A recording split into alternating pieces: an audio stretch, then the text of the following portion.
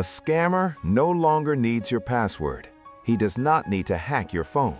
He does not even need to know you personally. In the age of artificial intelligence, he may only need a few seconds of your voice.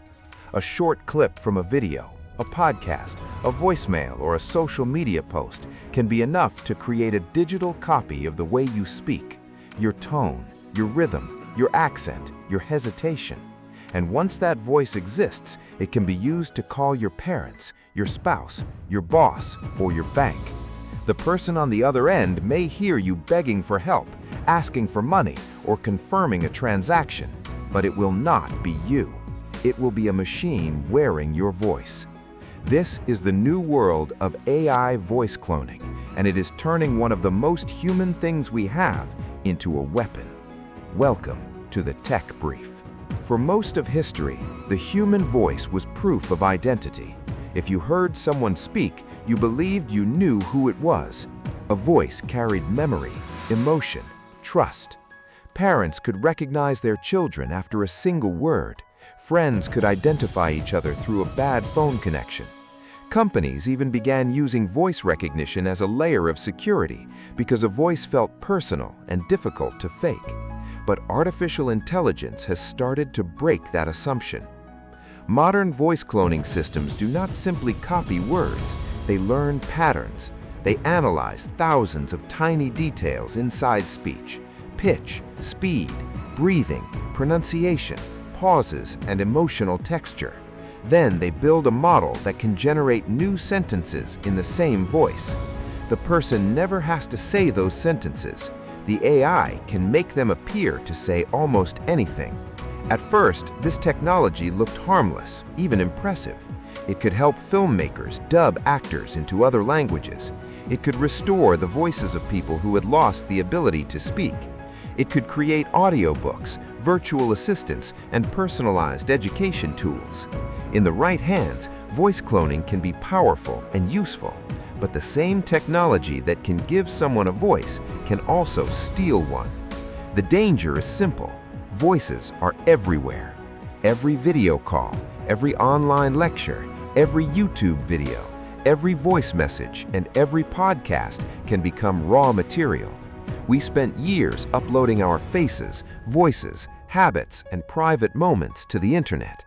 Now artificial intelligence can turn that data into a mask.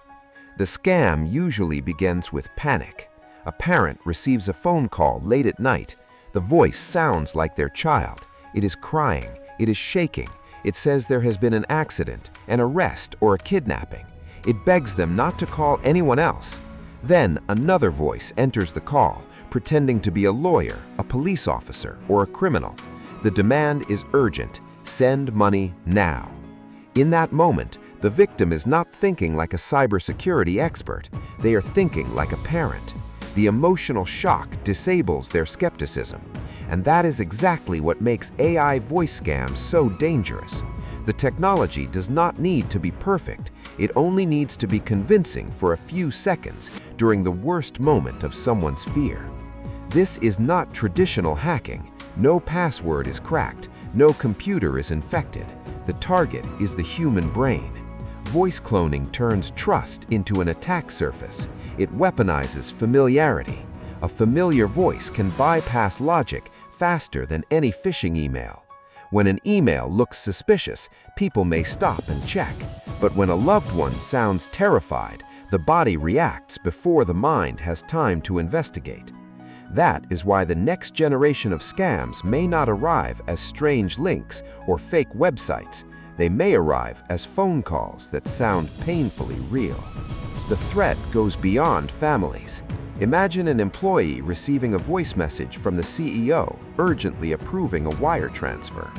Imagine a bank customer service line receiving a call that sounds like the account owner. Imagine a politician, journalist, or military officer appearing to say something they never said. Voice cloning does not only threaten money, it threatens evidence, reputation, trust. If any voice can be manufactured, then every real recording becomes easier to deny. The world enters a dangerous zone where fake audio can create chaos and real audio can be dismissed as fake. The terrifying part is that the tools are becoming easier to use.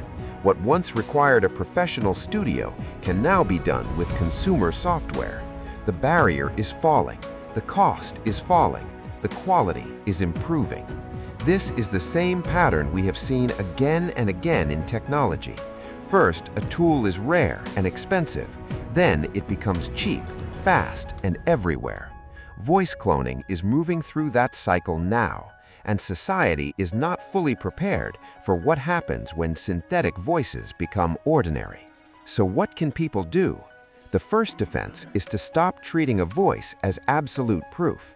If someone calls in a crisis and asks for money, hang up and call them back through a trusted number. Families can create a private code word for emergencies. Companies should never approve payments through voice messages alone. Banks and platforms must stop relying on voice as a single identity check.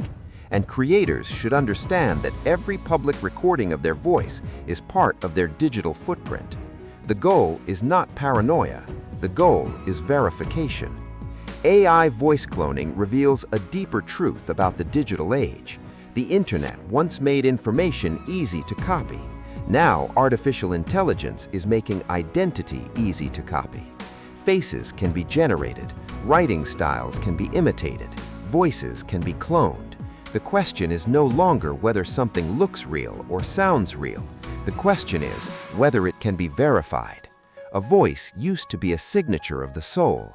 Now it can be a file, a model, a product, or a weapon. Subscribe to the Tech Brief for more cinematic deep dives into the hidden technologies and decisions that shape our modern reality. Because the future will not only be built by machines, it will be shaped by the people who understand how those machines can be used. End of transmission.